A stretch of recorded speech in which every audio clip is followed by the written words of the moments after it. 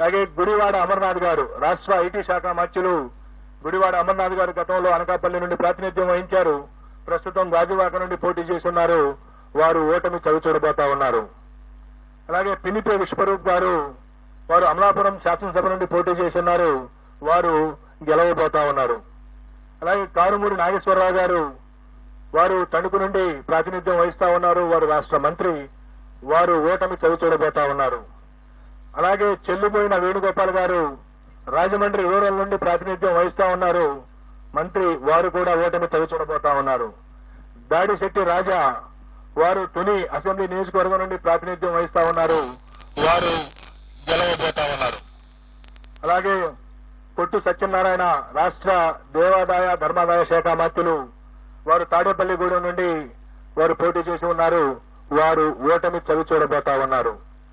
అలాగే శ్రీమతి తానేటి వనిత ప్రస్తుత ఆంధ్రప్రదేశ్ యొక్క హోంశాఖ మంత్రులు వారు గోపాలపురం నుండి గెలవబోతా ఉన్నారు స్వల్ప ఆధిక్యతతో.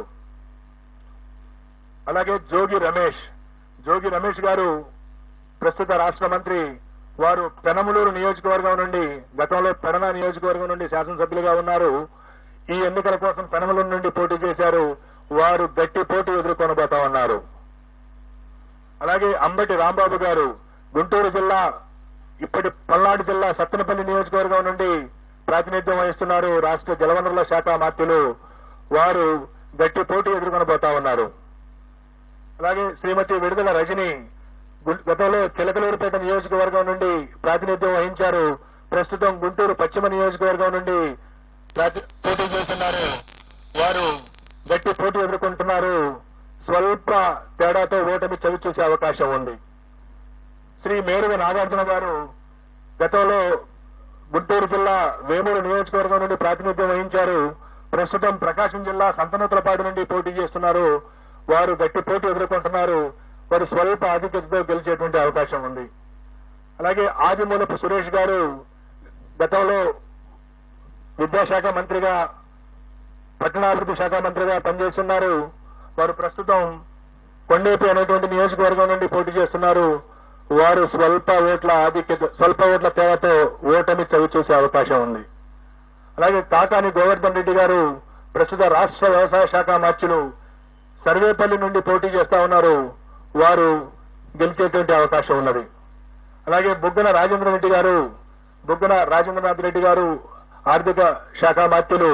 వారు కర్నూలు జిల్లా డోన్ నుండి ప్రాతినిధ్యం వహిస్తా ఉన్నారు. వారు గెలిచే అవకాశం ఉన్నది. అలాగే కె అహ్మద్ బాషా గారు రాష్ట్ర ఉప ముఖ్యమంత్రి కడప అసెంబ్లీ నియోజకవర్గం నుండి పోటీ చేస్తా ఉన్నారు. వారు ఈ ఎన్నికల్లో స్వల్ప ఆధిక్యతతో గెలిచే అవకాశం ఉన్నది. శ్రీ పెద్దిరెడ్డి రామచంద్రారెడ్డి గారు సీనియర్ మంత్రివర్యులు పొంగనూరు అసెంబ్లీ స్థానం నుండి ప్రాతినిధ్యం వహిస్తా ఉన్నారు. వారు ఈ ఎన్నికల్లో భారీ మెజార్టీతో గెలిచేటువంటి అవకాశం ఉన్నది. అలాగే శ్రీమతి ఉషశ్రీ చరణ్ అనంతపురం జిల్లా పెనుగొండ నుండి పోటీ చేస్తా ఉన్నారు. వారు అతి స్వల్ప తేడాతో ఓటమి చవిచూసేటువంటి అవకాశం ఉన్నది. అలాగే గుమ్మనూరు జయరాం గారు వారు వైఎస్ఆర్ కాంగ్రెస్ పార్టీ వైఎస్ జగన్మోహన్ రెడ్డి గారి మంత్రివర్గంలో మంత్రిగా ఉంటూ సీట్ల సర్దుబాటులో వైఎస్ఆర్ కాంగ్రెస్ పార్టీ నుండి బయటికి వెళ్లి తెలుగుదేశం పార్టీలో చేరి అనంతపురం జిల్లా గుంతకల్లి నుండి పోటీ చేయడం జరిగింది. తెలుగుదేశం పార్టీ అభ్యర్థిగా వారు గుంతకల్లి నుండి ఓటమి చవి చూడనున్నారు. అలాగే శ్రీమతి ఆర్కే రోజా ప్రముఖ సినీ నటి అండ్ మంత్రివర్యురాలు. వారు చిత్తూరు జిల్లా నగరి నియోజకవర్గం నుండి ఓటమి చవి చూడబోతా ఉన్నారు.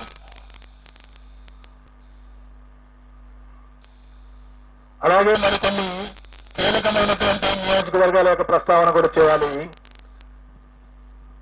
అచ్చెన్నాయుడు గారు తెలుగుదేశం పార్టీ యొక్క రాష్ట్ర అధ్యక్షులు, ఆంధ్రప్రదేశ్ అధ్యక్షులు. వారు టెక్కలి నియోజకవర్గం నుండి స్వల్ప ఆధిక్యతతో విజయం సాధించబోతా ఉన్నారు. అలాగే వల్లభనేని వంశీ గత 2 సంవత్సరాలుగా కొన్ని వివాదాల కారణంగా ప్రముఖంగా వార్తల్లో వచ్చిన వ్యక్తి గన్నవరం నుండి శాసనసభ్యుడిగా ప్రాతినిధ్యం వహిస్తా ఉన్నారు. ఈసారి కూడా వల్లభనేని వంశీ గన్నవరం నుండి గెలుపొందనున్నారు. అలాగే తమ్మినేని సీతారాం గారు ఆముదాల వలస నుండి ప్రాతినిధ్యం వహిస్తా ఉన్నారు. వారు ఆంధ్రప్రదేశ్ శాసనసభ స్పీకర్ గా ఉన్నారు. వారు కొద్ది ఓట్ల తేడాతో ఓటమి చవిచూసేటువంటి అవకాశం ఉన్నది. అలాగే రఘురామకృష్ణరాజు గారు, కనుమూరి రఘురామకృష్ణరాజు గారు ప్రస్తుతం నర్సాపురం నుండి ఎంపీగా ఉంటూ ఇటీవల తెలుగుదేశం పార్టీలో చేరి ఉండి నుండి శాసనసభకు పోటీ చేయడం జరిగింది. వారు ఉండి నుండి గెలుపొందబోతా ఉన్నారు. అలాగే బూడి ముత్యాల నాయుడు గారు, వారు ప్రస్తుతం ఆంధ్రప్రదేశ్ ఉప ముఖ్యమంత్రిగా ఉన్నారు. వారు అనకాపల్లి నుండి, గతంలో వారు మాడుగుల నుండి శాసనసభ్యులుగా ఉన్నారు. ఈ ఎన్నికల్లో అనకాపల్లి నుండి పార్లమెంటు సభ్యులుగా పోటీ చేస్తున్నారు. వారు భారతీయ జనతా పార్టీ అభ్యర్థి సీఎం రమేష్ చేతిలో ఓటమి చవిచూడనున్నారు. అలాగే వైఎస్ఆర్ కాంగ్రెస్ పార్టీ యొక్క ముఖ్య నాయకులు శ్రీ విజయసాయి రెడ్డి గారు, వారు నెల్లూరు పార్లమెంటు నుండి పోటీ చేయడం జరిగింది. వారు నెల్లూరు పార్లమెంటు నుండి ఓటమి చవిచూడబోతా ఉన్నారు. రాష్ట్రంలో హోరాహోరీ పోటీ జరిగినటువంటి పార్లమెంటులో అమలాపురం పార్లమెంటు, రాజమండ్రి పార్లమెంటు, నర్సరావుపేట పార్లమెంటులో ఫలితం కేవలం 2 లేదా 3% లోబడి ఉండబోతా ఉంది. ఈ విధంగా రాష్ట్రంలో ఉన్నటువంటి 4 రాజకీయ పార్టీల యొక్క ముఖ్య నాయకుల యొక్క గెలుపు ఓటముల్ని మనం చర్చించుకున్న తర్వాత ఈ ఎన్నికల్లో కీలకమైనటువంటి అంశాలను కూడా నేను ప్రస్తావించవలసి ఉంటుంది.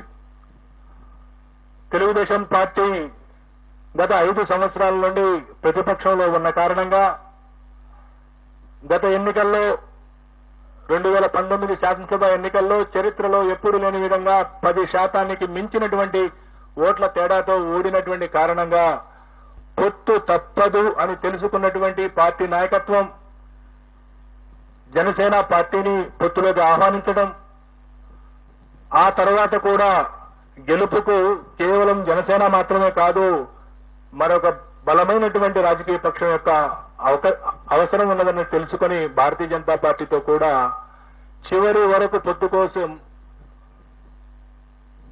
కోసం ప్రయత్నం చేసి భారతీయ జనతా పార్టీని కూడా పొత్తులో కలుపుకున్నటువంటి పరిస్థితిని రాష్ట్ర ప్రజలందరూ చూశారు.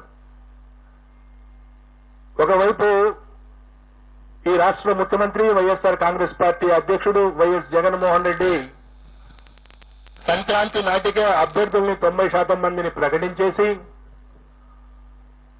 నియోజకవర్గాల వారీగా, జిల్లాల వారీగా, ప్రాంతాల వారీగా సిద్ధం వంటి సభలను ఏర్పాటు చేసుకుని ప్రజల్లోకి పోతా ఉంటే ప్రతిపక్ష కూటమి సీట్ల సర్దుబాటు, ఆ సీట్లలో ఏ అభ్యర్థిని నిలబెట్టాలి అనేటువంటి విషయంలోనే ఆల్మోస్ట్ నామినేషన్స్ వరకు ఆగినటువంటి పరిస్థితిని మనం చూశాం. అదే కాకుండా గత 5 సంవత్సరాల్లో కరోనా కాలాన్ని తీసివేయగా మిగతా కాలంలో ఈ రాష్ట్ర ప్రభుత్వం అవలంబించినటువంటి నూతన విధానాలు, వాలంటీర్ వ్యవస్థ ద్వారా ప్రతి ఇంటి గడప వద్దకు ప్రభుత్వ సేవలను చేర్చడం ఏదైతే ఉందో, ఇది నేను గతంలో కూడా చెప్పాను. ఈసారి ఎన్నికల్లో అది కీలక పాత్ర పోషించబోతా ఉంది. 71% మంది గ్రామీణ ప్రజానీకం ఉన్నటువంటి ఆంధ్రప్రదేశ్ లో ఏ గ్రామంలోనైనా సరే ప్రభుత్వం ద్వారా ఏదైనా పథకం లబ్ధి పొందాలన్నా, ప్రభుత్వానికి సంబంధించినటువంటి ఏదైనా సంక్షేమ అభివృద్ధి కార్యక్రమం పొందాలన్నా ఆ గ్రామ స్థాయి నాయకుడి దగ్గరకో, మండల స్థాయి నాయకుడి దగ్గరకో వెళ్లాల్సినటువంటి పరిస్థితి. ఈ వాలంటీర్ మార్పు తీసుకొచ్చినటువంటి వైరాన్ని ఈ రాష్ట్ర ప్రజలు అభినందించారు. ఏ ప్రభుత్వ పథకం కావాలన్నా, ఏ ప్రభుత్వానికి సంబంధించినటువంటి ప్రయోజనం జరగాలన్నా వాలంటీరే ఇంటి దగ్గరకు వచ్చి సేవలు అందించేటువంటి ఒక వినూత్న కార్యక్రమం ఈ రాష్ట్ర ప్రజల్లో ఆత్మగౌరవం పెంచింది అనడానికి ఏమాత్రం సందేహం లేదు. దానితో పాటు గతంలో ఉన్న 31 లక్షల పెన్షన్దారులను 64 లక్షలకు పెంచడం, గత ప్రభుత్వం కేవలం చివరి 2 నెలల్లో ఇచ్చినటువంటి 2,000 రూపాయలతో పోల్చుకుంటే ఈ 5 సంవత్సరాల పాటు 2,000 రూపాయల నుండి 3,000 రూపాయలకు పెన్షన్ ఇవ్వటం, దీంతో పాటు గ్రామ సచివాలయ వ్యవస్థ ద్వారా అనేక రకాల ప్రభుత్వ ప్రయోజనాలను మన గ్రామం వద్దకే తీసుకొచ్చారనేటువంటి భావన గ్రామీణ ప్రాంత ప్రజల్లో పెరగడం, వీటన్నిటికి మించి ప్రతి 2 నెలలకో 3 నెలలకో మహిళల ఖాతాల్లో ప్రభుత్వం జమ చేస్తున్నటువంటి వేలాది రూపాయలు గ్రామీణ ఆర్థిక వ్యవస్థ విషయంలో గ్రామీణ ప్రజానీకం ఆర్థికంగా వారికి వెసులుబాటు కల్పించే విషయంలో ఈ ప్రభుత్వం విజయం సాధించింది. ఈ ప్రభుత్వానికి సుమారుగా 56% మంది మహిళలు తిరిగి ఎన్నుకోవడానికి మొన్న ఓటు వేశారు. ఈ రాష్ట్రంలో ఉన్నటువంటి అన్ని వర్గాల మహిళల్లో ఎస్సీ, ఎస్టీ, బీసీ, మైనార్టీలు అనేది కాదు, ఓవరాల్ గా మహిళల్ని శాంపిల్ గా తీసుకుంటే 56% మంది మహిళలు ఈ పార్టీకి, వైఎస్ఆర్ కాంగ్రెస్ పార్టీకి ఓటు వేసినటువంటి పరిస్థితి. కేవలం 42% మంది మాత్రమే తెలుగుదేశం పార్టీ కూటమికి మహిళల్లో ఓటు పడింది. అలాగే పురుషుల్లో ఎన్డీఏ కూటమి ఆధిక్యత సాధించింది. సుమారుగా మహిళల్లో 13 నుండి 14% వైఎస్ఆర్ కాంగ్రెస్ పార్టీ ఆధిక్యత సాధిస్తే, పురుషుల్లో వైఎస్ఆర్ కాంగ్రెస్ పార్టీ కేవలం 45.35% పరిమితమైంది. తెలుగుదేశం కూటమి 51.56%, అంటే సుమారుగా 6% మగవాళ్లలో తెలుగుదేశం పార్టీకి ఓట్లు ఎక్కువ పట్టడం మనం చూసాం. ఇప్పుడు ఆపరేషన్ లేకుండానే మోకాళ్లకు ప్లాస్మా ట్రీట్మెంట్, మీ ఆర్థోపెడిక్ సమస్యలన్నిటికీ రోబోటిక్ టెక్నాలజీ ద్వారా తక్కువ ఖర్చుతో శాశ్వత పరిష్కారం, ఫ్రీ కన్సల్టేషన్, ప్రతి ట్రీట్మెంట్ పై 20% డిస్కౌంట్. ఈ ఆఫర్ కొద్ది రోజులు మాత్రమే, త్వరపడండి. V9 hospitals 9281465842